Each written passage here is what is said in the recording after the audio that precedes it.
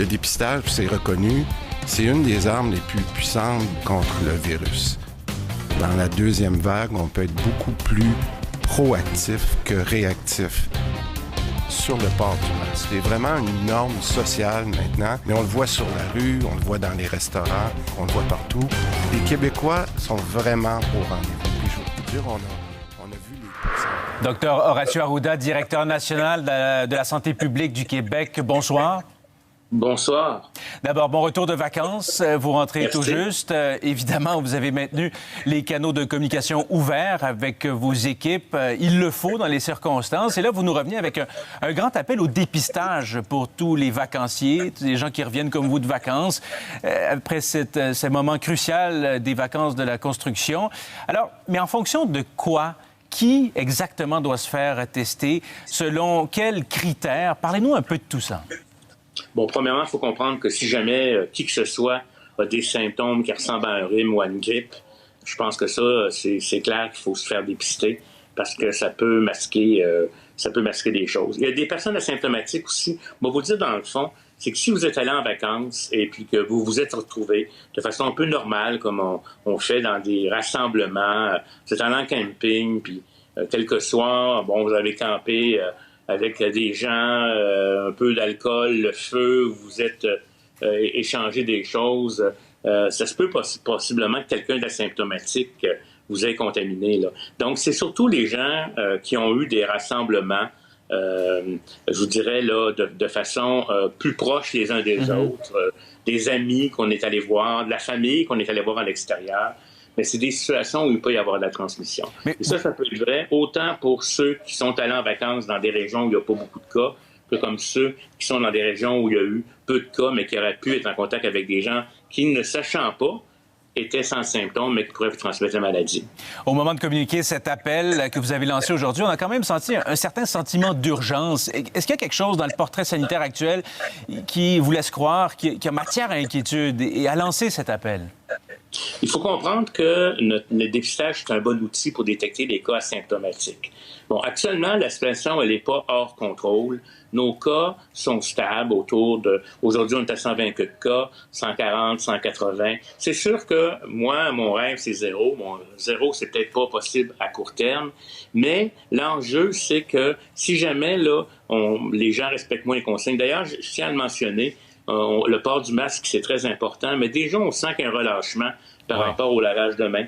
On voit moins de gel alcoolisé. Les gens ont peut-être l'impression qu'avec le masque, ils sont protégés, mais n'oubliez pas que c'est que la distanciation de 2 mètres, c'est aussi le lavage de mains et le masque. Donc, moi, je pense que pour le moment, la situation, elle est en contrôle. Mais ça ne prendrait pas beaucoup, je vous dirais, d'éclosions, de rassemblements familiales qui vont générer 10 cas ou 8 cas, qui, eux, vont aller ailleurs, qui vont générer d'autres cas. Vous savez, des histoires de camps de jour ou de rassemblements familiales qui ont généré une 50aine de cas, c'est quelque chose qui arrive actuellement. Mais pour ce qui est du dépistage, là, vous ne craignez pas de mettre un peu trop de pression sur un système déjà qui a la difficulté à gérer tous les cas et la divulgation des résultats qui, comme on le sait, peut être assez longue dans bien des cas. Il y a eu ces fils aussi qui ont peut-être découragé certaines personnes à aller se faire dépister. Est-ce qu'on peut répondre à la demande au Québec en ce moment quand on demande à tout le monde, si vous avez le moindre doute, allez vous faire dépister? Vous avez raison, la question est très bonne parce que dans le fond, déjà, on est monté jusqu'à 17 000 cas, mais vous savez qu'on a des objectifs, même en deuxième vague, d'aller beaucoup plus haut que ça. Donc, on va devoir s'organiser pour être capable de répondre à la demande. Je ne veux pas nier qu'il n'y a pas d'enjeu actuellement. Là, d'ailleurs, on est en train de regarder toute la séquence qui vient on entend parler que les techniciens de laboratoire sont fatigués aussi. Il y a des enjeux de ressources partout dans notre système de soins. Mais on va essayer de regarder je vous dirais, là, toute la séquence pour essayer de l'optimiser et de l'améliorer. Mais je pense qu'actuellement, il ne faut pas utiliser ce prétexte-là pour ne pas dépister et faire le travail qu'on a à faire, parce que plus on dépiste rapidement les gens, plus on peut intervenir, moins on génère de cas, moins on va engager le système aussi quelque part. Mais vous avez raison qu'on a des travaux actuellement. Il y a même un sous-ministre qui va être attitré à ça spécifiquement, à revoir toute la séquence en lien avec le dépistage. Vous venez tout juste d'évoquer la deuxième vague. Et désormais, quand on parle de deuxième vague, on en parle comme étant une certitude. question toute simple. À partir de quand et en fonction de quels critères on parle d'une deuxième vague? À quel moment vous pouvez être en mesure de dire, vous, à titre de directeur national de la santé publique, nous sommes en deuxième vague? Je vais vous expliquer. Des gens disent qu'on est déjà en deuxième vague parce qu'on n'est pas rendu à zéro puis ça se maintient. On est dans ce que j'appelle des vaguettes ou la queue qui traîne de la première vague. C'est quand on va avoir, je vous dirais, une augmentation importante, un peu comme on a eu dans la première exponentielle, où on va voir la courbe monter rapidement, où on va voir que les cas doublent à des fréquences de moins en moins longues, c'est-à-dire au début, ils vont doubler aux 7 jours, après ça, ils vont doubler aux 3 jours. Là, vraiment, on est véritablement dans une deuxième vague. Et ça, on pense aussi que c'est associé à ce qu'on fait comme activité maintenant, mais aussi à la recrudescence des virus respiratoires, comme le SARS-CoV, qui habituellement ont des cycles dans le temps, notamment, et qui reviennent à l'automne, début de l'hiver. Autre élément important aujourd'hui lors du point de presse, c'est le plan sanitaire pour la rentrée scolaire. Et je comprends tout à fait que vous ne vouliez pas entrer dans le détail à ce sujet-là. M. Roberge en fera l'annonce, on nous dit la semaine prochaine sur ce plan-là. En fait, sur ces ajustements à un plan déjà existant. Mais clairement, là, on saisit qu'entre juin et maintenant, la situation a changé. On n'a plus le choix d'apporter des changements. La situation a changé, s'est améliorée, même si vous me permettez, mais elle demeure encore fragile. Mais soyez assurés là, que le gouvernement, que la santé publique, que le ministère de l'Éducation vont avoir encore un seul objectif, c'est-à-dire de maintenir la santé à la fois des enseignants, à la fois des élèves et de leurs parents. Fait que quelque part, les mesures qui seront faites en tenant compte de l'opération possible sur le terrain, les nouvelles connaissances en lien avec la maladie chez les enfants, etc. Et on ajustera, et on l'a toujours dit, hein, ce qu'on dit aujourd'hui peut changer demain, quelque part, mais les décisions qui seront prises vont vraiment prendre ces valeurs-là importantes de santé pour les enfants, leurs parents, et bien entendu les professeurs. Oui, ça pourrait inclure, vous l'avez évoqué vous-même aujourd'hui, la possibilité du port du masque obligatoire pour les élèves du secondaire. Mais en parlant du masque, vous évoquez le port du masque comme étant désormais une norme sociale qui est respectée, mais il y a quand même une frange de la population qui s'y oppose encore et toujours.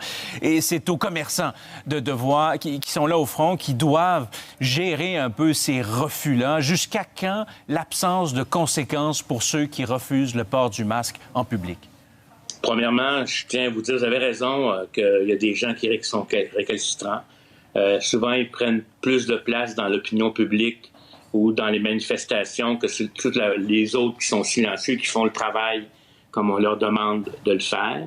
Actuellement, je vous dirais que je ne veux pas décider pour le gouvernement.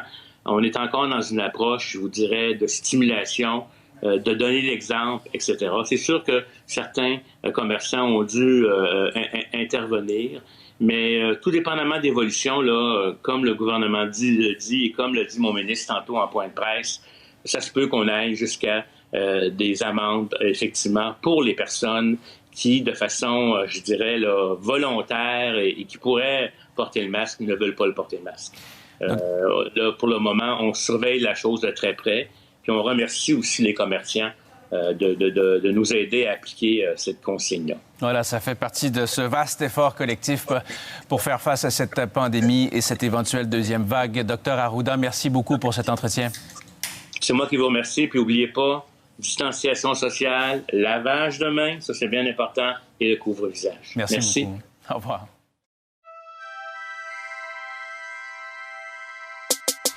Alors c'est ainsi que les choses se passent. Alors c'est là-dedans qu'on doit trouver sa place. Nous sommes toutes et tous les mêmes bons à rien. Nous croyons tout savoir et nous ne voyons rien. Où sont les adultes dont on me parlait quand j'étais petit?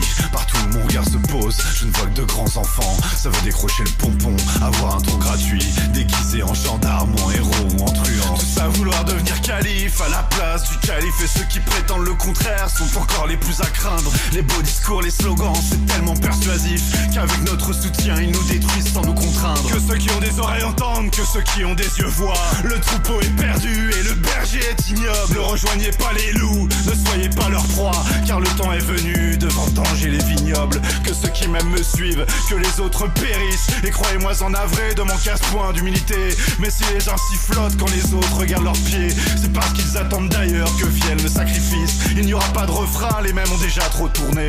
Nous connaissons tous leur miel, nous y avons tous déjà goûté. Les renards s'en saisissent, nous caressent dans le sens du poil, alors même qu'ils brûlent et dévorent nos entrailles. Qu'ils aillent au diable avec leur suffisance butée. On a essayé de les plaindre, on a essayé de les raisonner. Ils ont utilisé notre bonté comme arme d'oppression. Et 77 fois cette fois nous leur avons donné le pardon. Ici c'est Prison Break et nos cellules sont mentales. Appelle-moi Scofield, on suit le plan initial. Crois-moi, moins tu en sais, et mieux ce sera pour toi. Mais fais-moi confiance mon frère, on va sortir de là.